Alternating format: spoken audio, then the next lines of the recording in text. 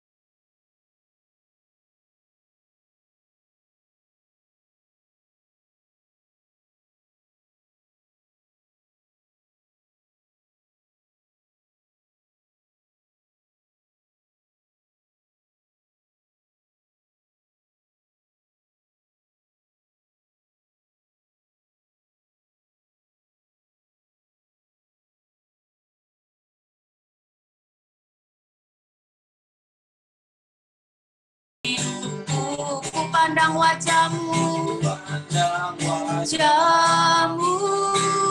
dan berseru, pertolonganku datang dari-Mu. Peganglah tanganku, jangan lepaskan. Kaulah harapan dalam, katakan sekali lagi, ku pandang wajah-Mu, dan berseru, pertolonganku datang dari-Mu. Peganglah tanganku, jangan lepaskan. Kaulah harapan dalam hidupku. Kaulah harapan dalam hidupku. Kita sembah Tuhan. Haleluya. Terima kasih ya Yesus. Terima kasih ya Roh Kudus. Kami mengasihi-Mu. Kami mengasihi-Mu Tuhan. Selayaknya kami puji Engkau. Kami tinggikan. Haleluya Yesus. Haleluya Bapa. Terima kasih ya Yesus.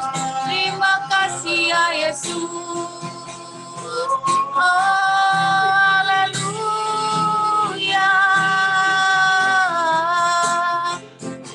Terima kasih ya Bapa.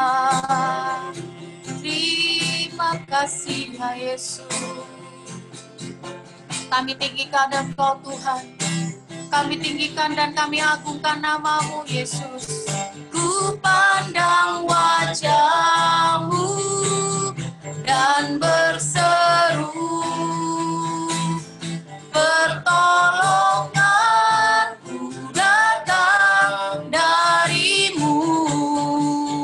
Peganglah tanganku, jangan lepaskan.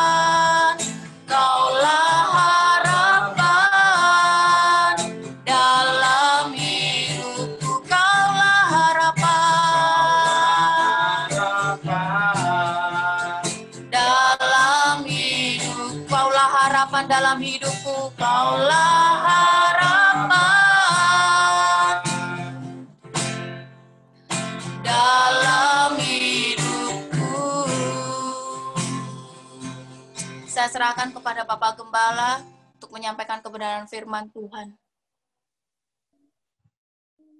Panjatkan kepada Tuhan bahwa Engkau adalah harapan kami satu-satunya, khususnya di dalam kehidupan di mana Tuhan telah memerdekakan kehidupan kami.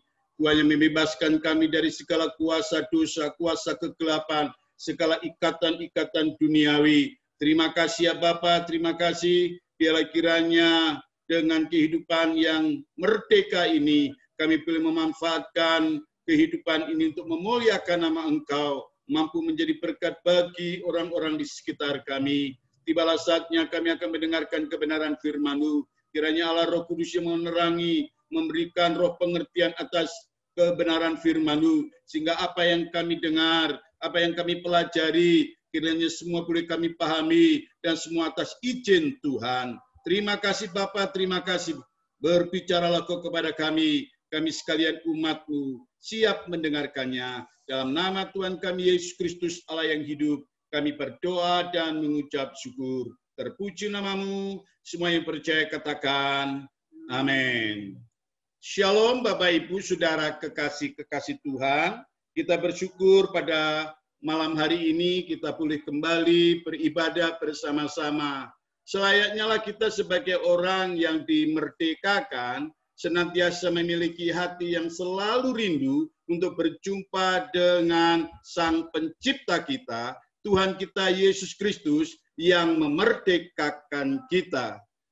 Tadi pagi kita telah mendengarkan kebenaran firman Allah yang disampaikan oleh hambanya Ibu Trifusa berkaitan dengan mengisi yaitu dalam kemerdekaan Kristus, yang terambil di dalam Roma pasal 12 ayat pertama sampai ayat yang ke-8, di mana di sana kalau boleh saya simpulkan ada 4 hal penting yang harus dilakukan oleh setiap orang percaya yang telah dimerdekakan. Yang pertama yaitu menjalankan hidup dengan ibadah yang tulus, dengan ibadah yang sejati, mempersembahkan tubuh sebagai persembahan yang sejati. Yang kedua merubah mindset, yaitu pola pikir seseorang, yaitu merubah pola pikir hidup kita. Orang yang telah dimerdekakan pasti memiliki pikiran seperti Yesus. Yang ketiga, jelas bahwa kita harus mempraktekkan yang namanya yaitu persekutuan dalam kasih. Dan yang terakhir, kita belajar untuk memberkati karena kita telah diberkati. Bapak Ibu Saudara kekasih-kekasih Tuhan, berbicara dari pemaparan-pemaparan firman Allah tadi pagi dalam ibadah yaitu offline, maka sekarang tema firman Allah pada malam hari ini masih ada kaitannya dengan kebenaran firman Allah pada pagi tadi, yaitu tema firman Allah malam hari ini mengisi kemerdekaan menurut konteks 1 Petrus pasal 2 ayat 11 sampai 17. 1 Petrus pasal 2 ayat 11 sampai 17, demikianlah firman Allah. Saudara-saudaraku yang kekasih, aku menasihati kamu supaya sebagai pendatang dan perantau, kamu menjauhkan diri dari keinginan-keinginan daging yang berjuang melawan jiwa. Milikilah cara hidup yang baik di tengah-tengah bangsa-bangsa bukan Yahudi, supaya apabila mereka memfitnah kamu sebagai orang durjana, mereka dapat melihatnya dari perbuatan-perbuatanmu yang baik dan memuliakan Allah pada hari Ia melawat mereka. Tunduklah karena Allah kepada semua lembaga manusia, baik kepada raja sebagai pemegang kekuatan yang tertinggi, maupun kepada wali-wali yang diutusnya untuk menghukum orang-orang yang berbuat jahat dan menghormati orang-orang yang berbuat baik. Sebab inilah kehendak Allah, yaitu supaya dengan berbuat baik kamu membungkam kepicikan orang-orang yang bodoh. Hiduplah sebagai orang merdeka dan bukan seperti mereka yang menyalahgunakan kemerdekaan itu untuk menyelubungi kejahatan-kejahatan mereka. Tetapi hiduplah sebagai hamba Allah. Hormatilah semua orang, kasihlah saudara-saudaramu, takutlah akan Allah, hormatilah raja.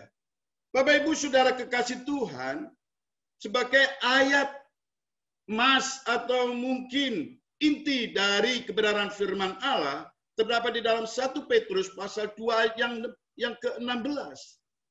Yang dikatakan demikian, hiduplah sebagai orang merdeka dan bukan seperti mereka yang menyalahgunakan kemerdekaan itu untuk menyelupungi kejahatan-kejahatan mereka. Tetapi hiduplah sebagai hamba Allah. Bapak Ibu Saudara kekasih-kekasih Tuhan, Tuhan mau kita mengisi kemerdekaan yang diberikan olehnya dengan hal-hal yang positif. Merdeka bukan berarti kita bisa hidup semaunya sendiri. Sebab merdeka di dalam Kristus berarti kita harus tetap taat sebagai hambanya dan hidup berjalan dalam kebenaran. Sekali lagi saya ulang apa yang saya katakan ini. Merdeka bukan berarti kita bisa hidup semaunya sendiri. Sebab merdeka di dalam Kristus berarti kita harus tetap taat sebagai hambanya.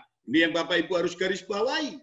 Tetap taat sebagai hambanya. Dan yang kedua, hidup berjalan dalam kebenaran. Kata merdeka mempunyai arti bebas dari pengaruh orang, kalau itu sebuah negara, dari negara lain. Dan berhak menentukan kehidupannya sendiri.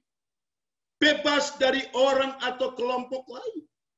Apabila sudah merdeka dari pengaruh dosa atau belenggu apapun, maka seharusnya lah kita menggunakan, Bapak Ibu Saudara kekasih Tuhan, kemerdekaan itu untuk hal-hal yang positif dan membangun hidup yang semakin diperkenan oleh Allah. Bukan malah menggunakan kemerdekaan dan kebebasan itu dengan semena-mena dan tidak bertanggung jawab. Bapak Ibu Saudara kekasih-kekasih Tuhan, ada banyak orang-orang yang tersesat berkaitan dengan kemerdekaan yang dimiliki. Ada beberapa sekte-sekte Kristen seperti Children of God, saudaraku dikasih Tuhan, dia mengatakan anak-anak Allah. Namun hidup mereka di dalam mencerminkan anak-anak Allah berada dalam sebuah kebebasan yang tak bertanggung jawab. Bapak Ibu Saudara kekasih Tuhan, merdeka juga bukan berarti kita bisa semaunya lagi berbuat dosa kembali. Namun justru menyampaikan kabar baik itu kepada mereka yang belum mendengarnya. Agar semakin banyak orang yang dimerdekakan. Ayat yang barusan kita baca tadi di dalam 1 Petrus pasal 2:16, Bapak Ibu Saudara kekasih Tuhan, membenarkan cara hidup kita sebagai seorang yang telah dimerdekakan oleh Tuhan. Supaya dalam kebebasan tersebut kita tidak melakukan hal-hal yang buruk dengan mengatasnamakan kemerdekaan. Merdeka atau bebas tetap memiliki sebuah batasan supaya kita tidak kembali terjajah atau kembali masuk dalam belenggu dosa dan hidup dalam kematian kekal. Merdeka bukan berarti kita dapat berbuat semau sendiri. Sebab dalam kemerdekaan yang diberikan oleh Tuhan, kita dituntut supaya tetap taat sebagai hambanya. Inilah yang menjadi pesan Tuhan bagi kita di minggu ini. Dan mari kita sebagai hamba-hambanya mendengarkan dengan seksama. Bukan dalam tempo yang singkat-singkatnya, tetapi mari kita betul-betul mendengarkannya. Dan kita harus menjadi pelaku-pelaku firman-Nya. Sebagai umat Tuhan yang telah dimerdekakan oleh Kristus, lewat kematiannya di atas kayu salib, Tuhan mau kita tampil sebagai orang-orang yang turut memerdekakan orang lain dari segala dosa dan belenggu. Karena ada banyak orang-orang di sekitar kita yang masih terikat oleh dosa, masih terikat oleh kedagingannya, masih terikat oleh kepercayaan-kepercayaan di luar Kristus. Dan kita sebagai umatnya, Allah menghendaki agar kita, yaitu mengemban tugas dan panggilannya, menjadi pemberita-pemberita kebenaran, yaitu berita-berita sukacita atau berita Injil kepada orang-orang yang hidup dalam keterikatan tersebut. Di tengah arus dunia yang begitu deras, Bapak Ibu Saudara kekasih Tuhan, dengan segala permasalahannya, akan ada begitu banyak orang yang akan terbawa arus apabila tidak sungguh-sungguh berjalan dalam dasar yang kokoh. Dan kalau kita tidak peka akan hal itu, bisa-bisa kita bisa masuk di dalamnya. Oleh sebab itu, mari kita memiliki kepekaan bahwa Tuhan telah memerdekakan Bapak Ibu Saudara sekalian dengan kematiannya di atas kayu salib. Bahkan orang-orang yang sudah dimerdekakan, ada juga yang menyalahgunakan kemerdekaan yang telah Tuhan sudah berikan, akan membuat dirinya kembali terbelenggu dan terbawa kembali oleh arus permasalahan hidup yang deras dan tidak akan ada habisnya ini, Bapak Ibu Saudara kekasih Tuhan. Apalagi kita saat ini sedang berada dalam kondisi di mana COVID-19 selalu berdampingan dengan kita. Maka kita tidak leluasa untuk melakukan segala sesuatu. Dan kadang-kala itu yang membuat orang lemah iman, melakukan tindakan-tindakan yang kadang-kala menyalahi firman Tuhan. Apa yang harus kita lakukan agar kita tidak menyalahgunakan kemerdekaan yang Tuhan sudah berikan? Berpijak dari kebenaran firman Allah tadi, Bapak Ibu Saudara kekasih Tuhan, di dalam 1 Petrus pasal 2 ayat 11 sampai ayat yang ke-17, sedikitnya ada dua hal penting yang perlu kita tanamkan di dalam hidup kita dan kita menjadi pelaku-pelaku firman-Nya. Yang pertama adalah, milikilah cara hidup yang baik. Milikilah cara hidup yang baik. Itu yang pertama, Bapak Ibu Saudara kekasih-kekasih Tuhan. Di dalam 1 Petrus pasal 2 ayat 12 tadi dikatakan, milikilah cara hidup yang baik di tengah-tengah bangsa-bangsa bukan Yahudi. Supaya apabila mereka memfitnah kamu sebagai orang durjana, mereka dapat melihatnya dari perbuatan-perbuatanmu yang baik dan memuliakan Allah pada hari Ia melawat mereka. Petrus mengingatkan kepada sebagian besar orang Yahudi yang sedang merantau di daerah Asia Kecil, agar sebagai perantau di negeri orang, mereka harus menjauhkan diri dari keinginan-keinginan daging yang melawan jiwa. Lebih dari itu, mereka harus berbuat baik di antara orang bukan Yahudi. Mengapa? Karena bangsa Yahudi itu merupakan bangsa pilihan yang harus menjadi berkat bagi bangsa-bangsa lain. Sebagai umat yang menyandang status bangsa pilihan, tentu saja mereka harus menjaga diri mereka baik-baik. Harus bersikap santun, sabar, dan mengasihi mereka agar mereka atau kita semua mampu menjadi teladan bagi orang-orang yang kita jumpai. Bukankah Bapak Ibu adalah orang-orang yang menyandang status sebagai umat pilihan Allah? Bapak Ibu Saudara kekasih-kekasih Tuhan, sekarang ini di Indonesia, segala perkataan orang bisa menjadi sebuah masalah baru. Telinga orang-orang Indonesia saat ini sangat-sangat tipis. Selalu mendengar hal-hal yang sedikit saja, bisa itu menjadi sebuah masalah baru. Oleh sebab itu, mari kita belajar sebagai umat Tuhan, memiliki kepekaan apa yang Tuhan inginkan di dalam hidup kita. Mari kita berusaha semaksimal mungkin. Bukan memiliki telinga tipis atau mudah kita menjadi pribadi yang mudah tersinggung dan lain sebagainya. Atau mungkin kita menjadi seorang provokator. Indonesia saat ini sedang dilanda oleh kondisi seperti itu. Apalagi dengan adanya COVID-19 ini. Tetapi marilah kita menjadi pribadi seperti apa yang dikatakan di dalam firman Allah tadi, Bapak Ibu Saudara kekasih Tuhan. Bahkan saya teringat dengan ungkapan Rasul Paulus di dalam Roma pasal 12, seperti yang dikatakan tadi, yang merupakan kelanjutan. Saya akan membaca kelanjutannya di dalam pasal 12 ayat yang ke-9. Karena pasal pertama sampai pasal 8, Ibu Tri sudah membahasnya, tetapi saya akan melanjutkan apa yang dikatakan oleh Paulus kepada jemaat yang ada di Roma, di dalam ayat 9 sampai ayat yang ke-20, demikian firman Allah. Hendaklah kasih itu jangan pura-pura, jauhilah yang jahat dan lakukanlah yang baik. Hendaklah kamu saling mengasihi sebagai saudara dan saling mendahului dalam memberi hormat. Janganlah hendaknya kerajinanmu kendor. Biarlah rohmu menyala-nyala dan layanilah Tuhan. Bersukacitalah dalam pengharapan, sabarlah dalam kesesakan, dan bertekunlah dalam doa. Bantulah dalam kekurangan orang-orang kudus, dan usahakanlah dirimu untuk selalu memberikan tumpangan. Berkatilah siapa yang menganiaya kamu, berkatilah dan jangan mengutuk.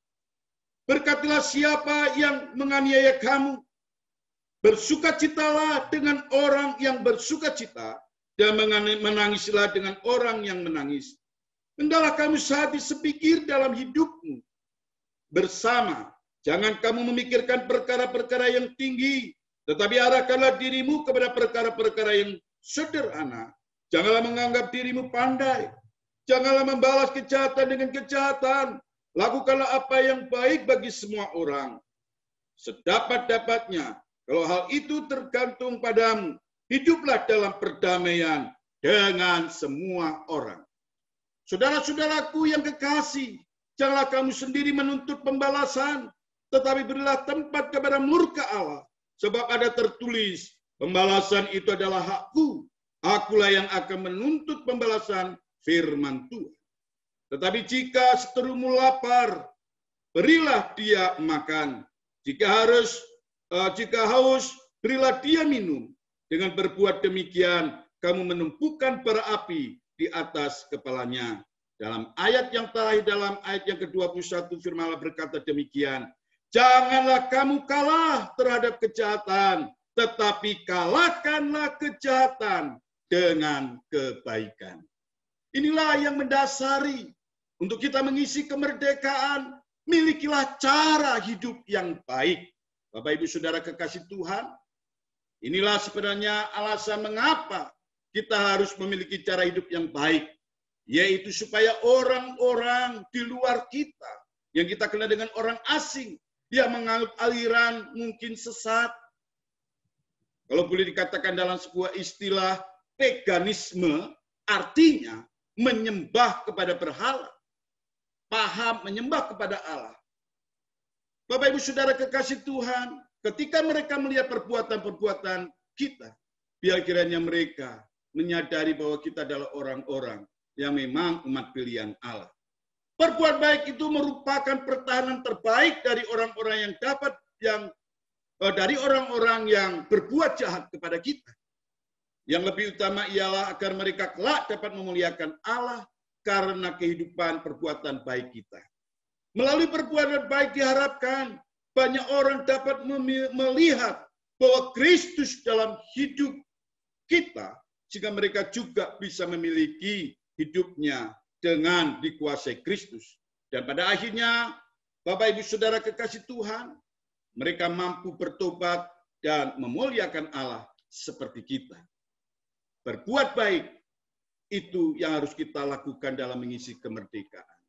Yang kedua, Bapak Ibu Saudara kekasih Tuhan, di dalam ayat yang ke-11 dalam 1 Petrus pasal yang kedua, ya, saudara-saudaraku yang kekasih, aku menasihati kamu supaya sebagai pendatang dan perantau, kamu menjauhkan diri dari keinginan-keinginan daging yang berjuang melawan jiwa.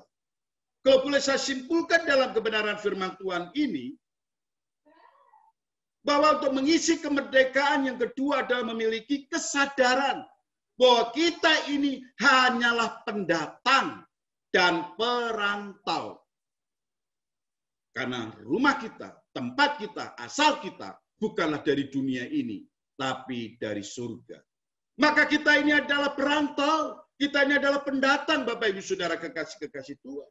Oleh sebab itu mari kita menyadari akan hal ini. Mari kita memahami seperti apa yang dikatakan oleh Petrus, bahwa kita ini adalah para pendatang. Kita adalah orang-orang, yaitu perantau. Rasul Petrus mengajarkan agar kita sebagai umat pilihan Tuhan harus senantiasa memiliki cara pandang terhadap diri kita sebagai orang-orang pendatang atau perantau. Mengapa demikian? Sebagai orang yang telah dilahirkan baru di dalam Kristus, kita dikatakan sudah bukan berasal dari dunia dan bukan lagi yaitu kita ini milik dunia. Keberadaan kita di dunia sejak saat itu, sejak kita bertobat. Firman Allah katakan kita sebagai pendatang dan perantau, bahwa kita ini hanyalah sifatnya sementara di dunia ini. Maka janganlah kau menumpuk harta di dunia ini, karena kau percuma menumpuk harta di dunia ini. Karena itu tidak ada artinya, karena satu kali kita tinggalkan semuanya.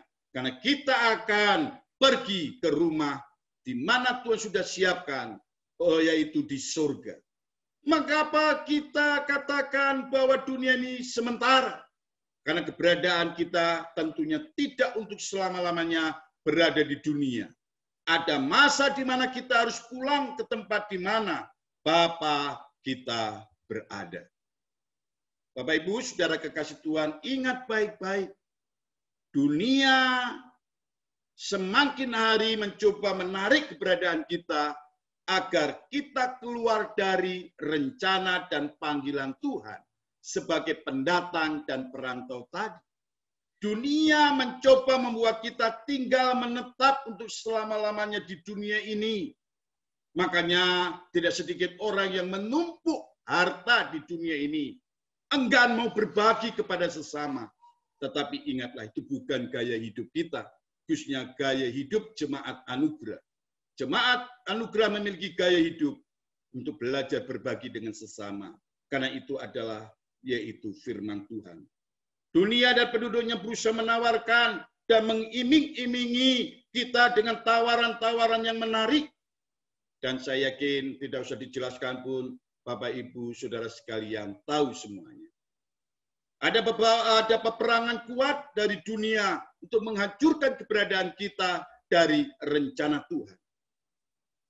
Bapak, Ibu, Saudara kekasih Tuhan, maka kita harus sadar dan kita harus selalu hidup betul-betul bersandar kepada Tuhan. Janganlah pernah kau meninggalkan Tuhan. Orang yang dimerdekakan adalah orang yang berhak untuk memilih. Kalau kita lihat tokoh-tokoh dari perjanjian lama maupun perjanjian baru, ketika Rut sebagai orang Moab memilih untuk menjadi seorang proslit yang percaya kepada Yahweh, kepada Tuhan, maka di sana jelas dikatakan bahwa Rut memilih yang terbaik dan Tuhan memberkati. Siapa yang tidak kenal dengan Yusuf? Memang dia adalah seorang hamba, tetapi Tuhannya memberikan kebebasan, memberikan kemerdekaan. Dan ketika Yusuf harus memilih antara istri Potifar atau dia harus siap masuk penjara, dan dia memilih masuk penjara. Dan faktanya penjara itu sebuah kebenaran, dan Yusuf menjadi orang yang nomor 2 di Mesir. Maria seorang perawan harus memilih untuk menjadi tempat di mana janin Yesus ada di dalamnya. Dia harus memilih. Dia siap untuk dirajam batu, tetapi faktanya Maria memilih itu, dan Maria dimuliakan. Dan yang terakhir adalah Tuhan Yesus sendiri pun harus memilih, di mana dia berkata, kalau boleh cawan ini lalu daripadaku ya Bapa, tapi biarkanlah kehendakmu saja yang jadi. Bapak, Ibu, Saudara kekasih Tuhan, memilih itu hal yang harus kita lakukan sebagai orang-orang yang dimerdekakan. Apa yang menjadi pilihan Bapak, Ibu, Saudara sekalian? Dan yang bisa menjawab adalah Bapak, Ibu, Saudara sekalian. Berpijak dari ayat-ayat firman Tuhan di dalam 1 Petrus pasal 2 tadi, Bapak, Ibu, dan pemaparan yang saya sampaikan. Kiranya Bapak, Ibu, Saudara sekalian, mari sebagai jemaat Tuhan, baiklah kita mengisi kemerdekaan yang diberikan oleh Tuhan dengan hal-hal yang baik. Ingat bahwa kita harus berbuat baik, berbuat benar, yang diperkenan Tuhan dan sesama kita. Yang kedua, ingat baik-baik, Bapak Ibu Saudara sekalian yang sudah dimerdekakan adalah seorang pendatang atau perantau.